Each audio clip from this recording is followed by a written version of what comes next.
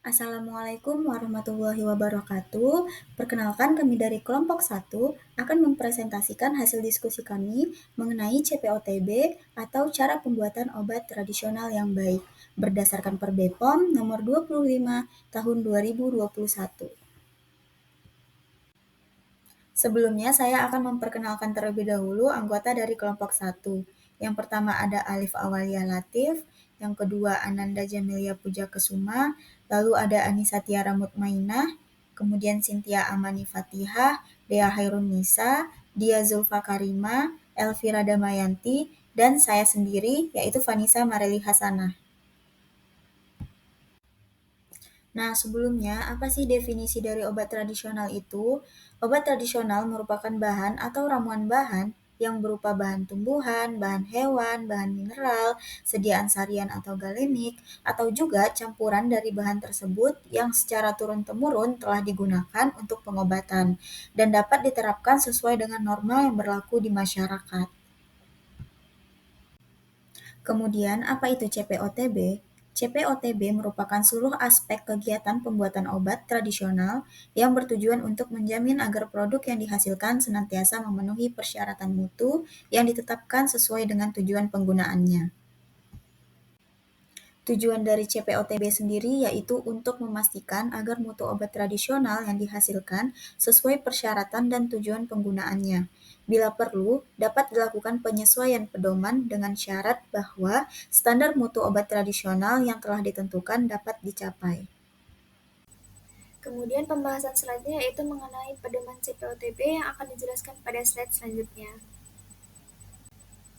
Jadi, pedoman yang pertama yaitu sistem mutu industri obat tradisional, di mana suatu infrastruktur atau SMIOT yang tepat mencakup struktur organisasi, prosedur, proses, dan sumber daya. Semua bagian SMIOT hendaklah didukung dengan ketersediaan personal yang kompeten, bangunan dan fasilitas, serta peralatan yang cukup dan juga memadai. Kepala bagian pemastian mutu memiliki tambahan tanggung jawab serta hukum. Kemudian yang kedua ada personalia, di mana personalia ini didukung yang pertama ada personal kunci, yang mencakup kepala produksi, kepala pengawasan mutu, dan kepala pemastian mutu. Kemudian yang kedua ada pelatihan, dan yang terakhir ada konsultan. Bangunan dan fasilitas hendaklah memiliki desain konstruksi letak yang memadai sesuai dengan kondisi dan dirawat dengan baik untuk memudahkan pelaksanaan operasi yang benar. Tata letak dan desain hendaklah dibuat untuk memperkecil risiko terjadi kekeliruan, kontaminasi, kontaminasi silang, kesalahan lain, dan memudahkan pembersihan, sanitasi, dan perawatan yang efektif untuk menghindarkan pencemaran silang, penumpukan debu atau kotoran, dan dampak lain yang dapat menurunkan mutu obat tradisional.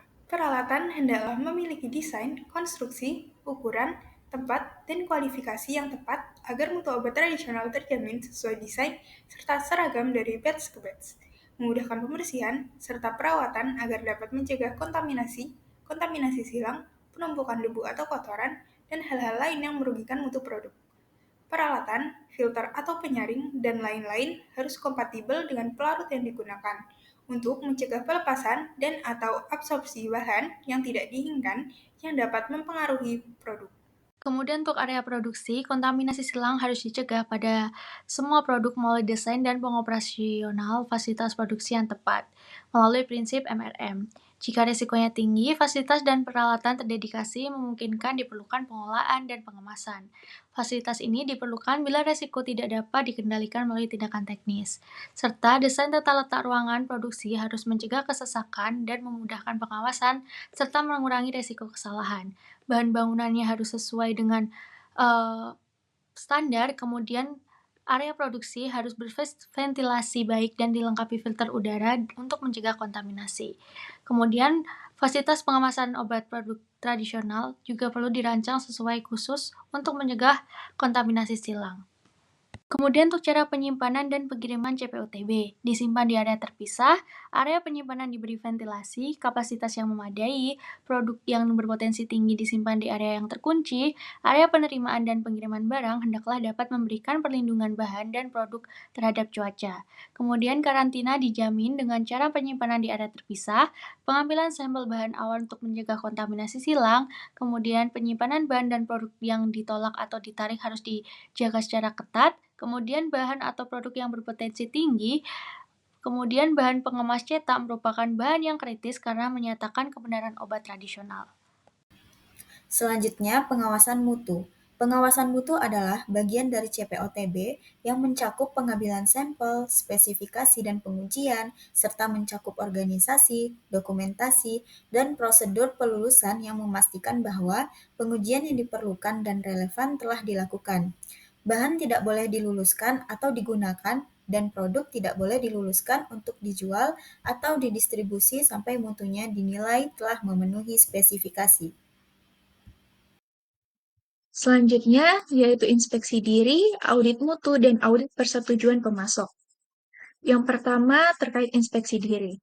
Inspeksi diri bertujuan untuk mengevaluasi apakah semua aspek produksi dan pengawasan mutu IoT memenuhi ketentuan CPOTB.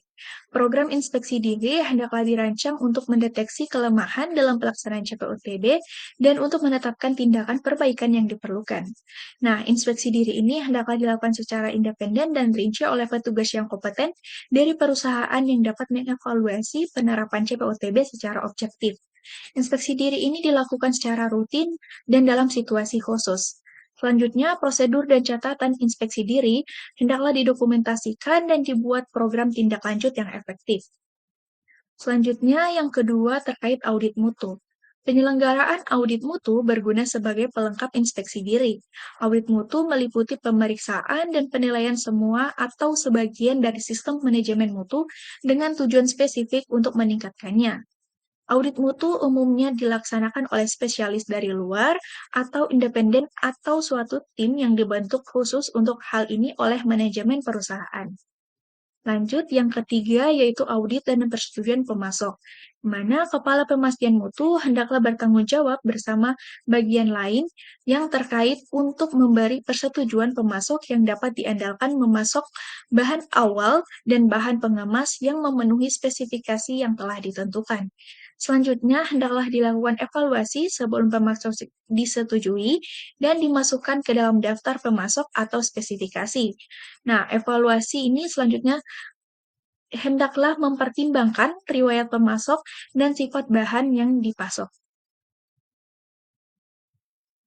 Selanjutnya yaitu keluhan dan penarikan produk.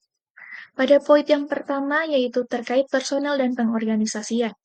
Personal terlatih dan berpengalaman dalam bidangnya hendaklah bertanggung jawab untuk mengelola investigasi keluhan dan cacat mutu serta memutuskan tindakan yang harus diambil untuk mengelola setiap potensi risiko yang muncul akibat masalah tersebut, termasuk penarikan produk. Pada poin yang kedua yaitu terkait prosedur penanganan dan investigasi keluhan, termasuk cacat mutu yang mungkin terjadi. Pada prosedur ini, hendaklah tersedia prosedur tertulis yang menguraikan tindakan yang diambil setelah menerima keluhan. Semua keluhan hendaklah didokumentasikan dan dinilai untuk menetapkan apakah berpotensi menyebabkan cacat mutu atau masalah lain. Pada poin yang ketiga yaitu terkait investigasi dan pengambilan keputusan, di mana informasi yang dilaporkan terkait kemungkinan cacat mutu hendaklah dicatat, termasuk semua rincian data yang asli. Keabsahan dan luas dari cacat mutu yang dilaporkan hendaklah didokumentasikan dan dinilai sesuai prinsip MRM untuk mendukung keputusan tingkat investigasi dan tindakan yang diambil. Nah, keputusan yang dibuat selama dan setelah investigasi cacat mutu hendaklah mencerminkan tingkat risiko yang ditujukan oleh cacat mutu serta keseriusan setiap ketidakpatuhan terhadap persyaratan dokumen izin edar atau spesifikasi produk atau CPOTB. Keputusan tersebut hendaklah diambil tepat waktu untuk menjamin keselamatan konsumen dapat dipertahankan dengan cara yang sesuai pada tingkat risiko yang diakibatkan oleh masalah tersebut. Nah, selanjutnya pada poin yang keempat yaitu terkait analisis akar masalah dan tindakan korektif dan pencegahan, di mana tingkat analisis akar masalah yang tepat hendaklah diterapkan selama investigasi cacat mutu. Apabila akar masalah cacat mutu yang sebenarnya tidak dapat ditentukan, pertimbangkan hendaklah diberikan untuk mengidentifikasi akar masalah yang paling mungkin dan tindakan untuk mengatasinya. Poin yang kelima atau yang terakhir yaitu penarikan produk dan kemungkinan tindakan mitigasi lain, di mana hendaklah tersedia prosedur tertulis yang jika perlu dikaji dan dimutakhirkan secara berkala untuk mengatur segala tindakan penarikan produk atau tindakan mitigasi lain. Produk yang ditarik hendaklah diberi identitas dan disimpan terpisah di area yang aman, sementara menunggu keputusan terhadap produk tersebut. Disposisi formal dari semua batch yang ditarik hendaklah dibuat dan didokumentasikan. Selanjutnya, dokumentasi. Dokumentasi yang baik merupakan bagian yang esensial dari pemastian mutu dan merupakan kunci untuk pemenuhan persyaratan CPOTB. Berbagai jenis dokumentasi dan media yang digunakan hendaklah sepenuhnya diterapkan dalam SMIOT. Dokumentasi dapat dibuat dalam berbagai bentuk, yaitu media berbasis kertas, elektronik, dan fotografi. Tujuan utama sistem dokumentasi yang digunakan haruslah untuk membangun, mengendalikan, memantau, dan mencatat semua kegiatan yang secara langsung dan tidak langsung berdampak pada semua aspek. Kemudian yaitu kegiatan alih daya. Aktivitas yang tercakup dalam pedoman CPOTB yang dialihdayakan hendaklah didefinisikan, disetujui, dan dikendalikan dengan benar untuk menghindari kesalahpahaman yang dapat menghasilkan produk atau pekerjaan dengan mutu yang tidak memuaskan.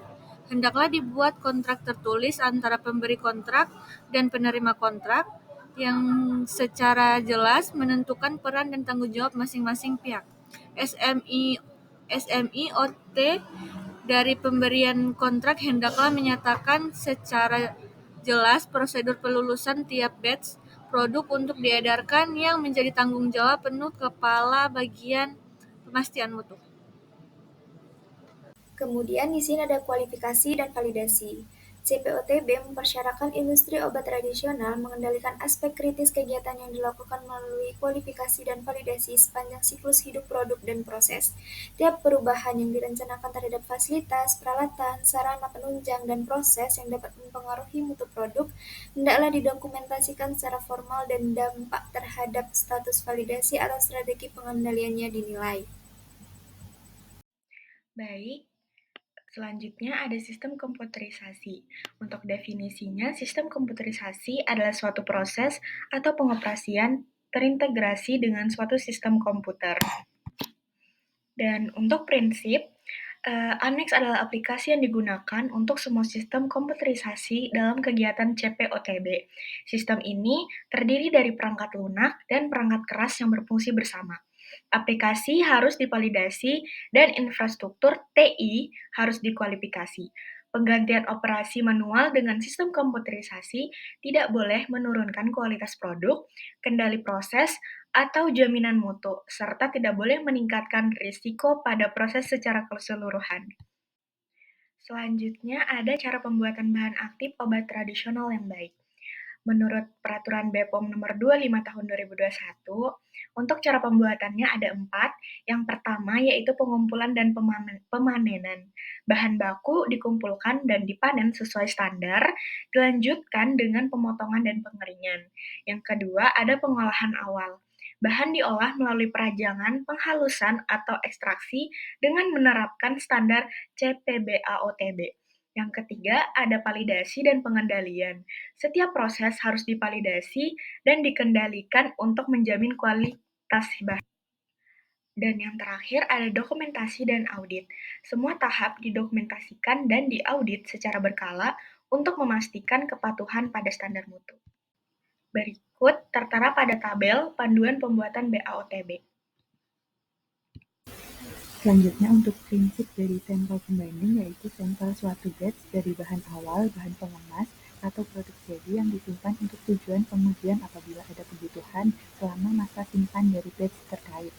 Untuk prinsip dari sampel tertinggal yaitu sampel produk jadi dalam kemasan lengkap dari suatu batch disimpan untuk tujuan identifikasi sebagai contoh, tampilan, kemasan, label, brosur, nomor batch, tanggal kadaluarsa, apabila dibutuhkan selama masa batch terkait. Manajemen risiko mutu adalah proses sistematis untuk menilai, mengendalikan, mengomunikasikan, dan mengkaji risiko terhadap mutu obat tradisional sepanjang siklus hidup. Untuk prinsipnya sendiri ada 3 yaitu evaluasi risiko terhadap mutu hendaklah berdasarkan pengetahuan ilmiah dan dikaitkan dengan perlindungan konsumen sebagai tujuan akhir dan tingkat usaha, formalitas, dan dokumentasi MRM hendaklah setara dengan tingkat resiko. Dan yang ketiga, mengacu pada ICH I9. Baiklah, cukup sekian presentasi dari kelompok 1. Lebih dan kurang mohon dimaafkan. Saya akhiri. Wabillahi taufik wal hidayah. Wassalamualaikum warahmatullahi wabarakatuh.